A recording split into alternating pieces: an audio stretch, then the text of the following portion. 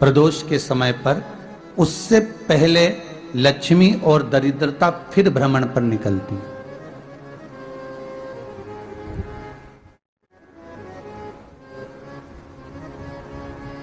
शिव भ्रमण कर कर जब वापिस आ जाते हैं, हिंदू धर्म में पीपल के वृक्ष की जो गणना वराह पुराण में करी गई है, 4 बजे से 7 बजे तक शिव के भ्रमण का समय बताया है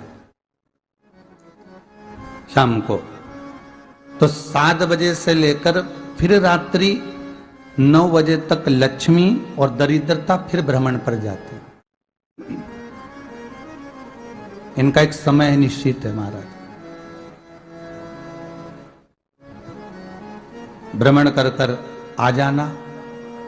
अब इस बीच में जब लक्ष्मी और दरिद्रता दोनों निकल कर जा रही हैं, तो दोनों एक भाव रख कर जाती हैं कि आज हमको कहां प्रवेश करना।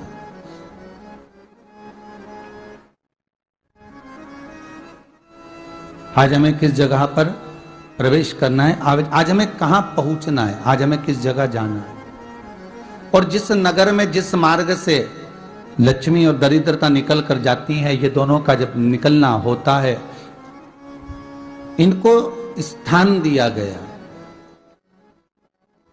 जहां पर स्वच्छता हो, घर के दरवाजे पर रंगोली डली हुई हो, द्वार पर जल छीटा गया हो।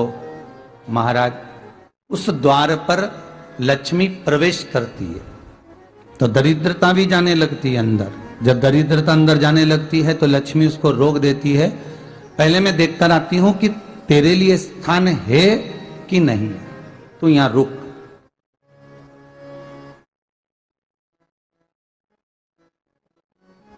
कुछ देर तक दरिद्रता बाहर खड़ी रहती है और लक्ष्मी जी की बड़ी बहन जब दरिद्रता बार बार अंदर जाने का प्रयास करती है तो लक्ष्मी जी कहती हैं, जी तू इतनी बड़ी होकर तुझे मालूम है तू तेरा सम्मान होना चाहिए, आदर होना चाहिए, और तू अंदर चली जाए और कोई तेरा सम्मान ना करे तो कितना बुरा लगेगा, इसलिए तू बाहर खड़ी रहे। मैं अभी आई। अंदर जाती है और जब लक्ष्मी जी भ्रमण कर लेती हैं, अंदर प्रवेश कर कर आती हैं और प्रवेश कर कर आती हैं तो दरिद्रता पूछती है चले अंदर। तो लक्ष्मी जी कहती हैं, तुझे मालूम नहीं है क्या जी कि जिस घर में मैं प्रवेश कर जाती हूं उस घर में फिर दरिद्रता नहीं जा सकती, क्योंकि यह तेरा वचन था, यह तेरा वचन था।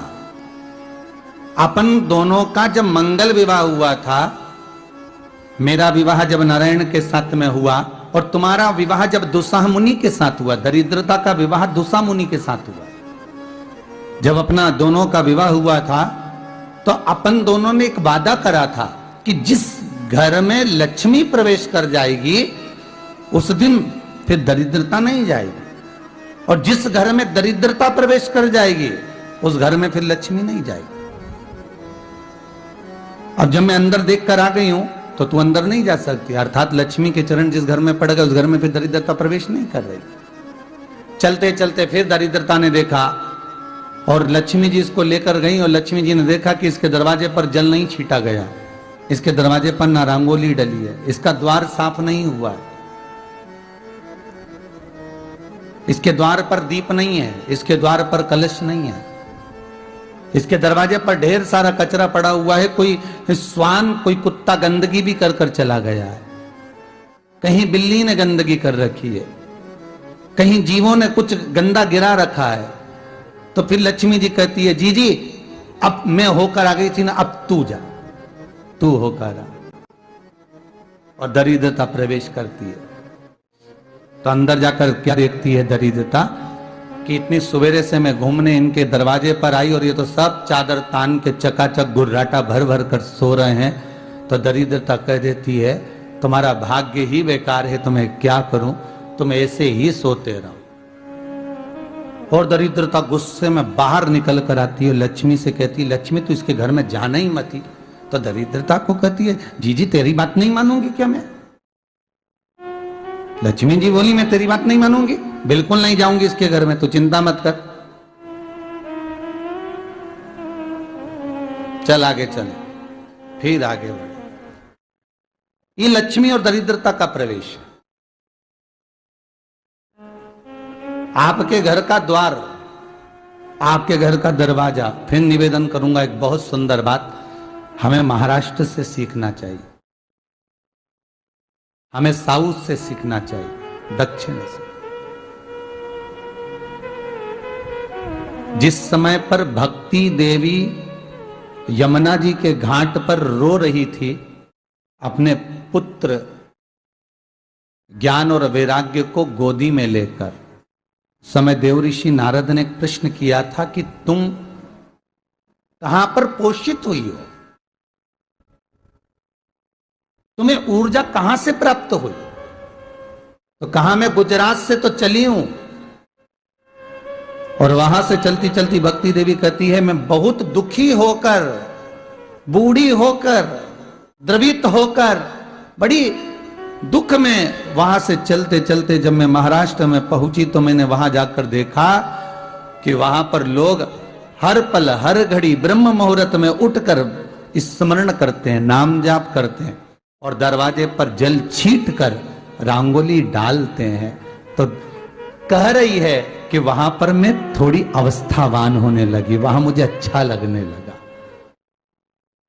फिर जब मैं और आगे पढ़ी, दक्षिण में जब पहुंची, वहां पर जाकर मैंने देखा कि सुबह से उठकर मंगलाचरण, मंगला स्तोत्र और वेदों की ध्वनि होने लगी। वहां पर मैं और आनंदित हो गई। हमें कुछ चीजें महाराष्ट्र से सीखना चाहिए कि वहां रहने वाले जो भगत हैं, वारकरी संप्रदाय के जो भक्त होते हैं, वैष्णव जो धर्म के भक्त होते हैं, उनका नियम है सवेरे के समय घर में पानी है कि नहीं है, पर जब भी वो घर का दरवाजे के बाहर थोड़ा ना थोड़ा पानी तो छींट ही देते हैं। और छींटने के बाद फिर वहां पर अपने यहाँ तो दिवाली पर रंगोली बनती है जी, और वहां पर रोज की रंगोली बन जाती है कि कभी हो सकता है परमात्मा राह भूल कर हमारे घर में प्रवेश कर जाए, इसलिए वहां प्रतिदिन की रंगोली, प्रतिदिन।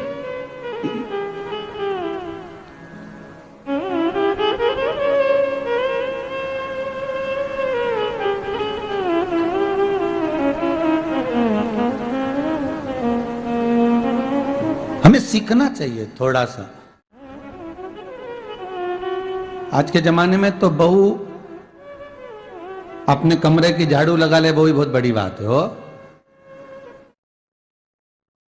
खड़ी खड़ी बहू ये देखती रहेगी कि नौकरानी सही से झाड़ू लगा रही, वहां से लगा के लाओ, इधर से हेड़ के ले जाओ, वहां से कचरा सोरो, वहां से पोछा लगाओ।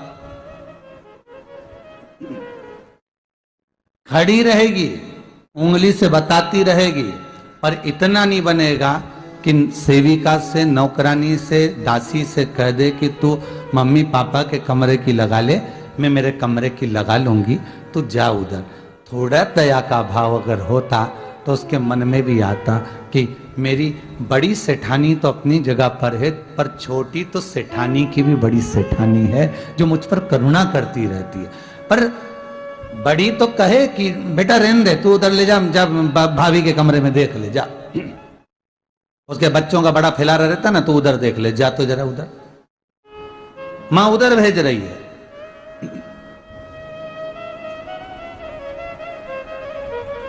थोड़ा सेवा का भाव हमारे भीतर हो।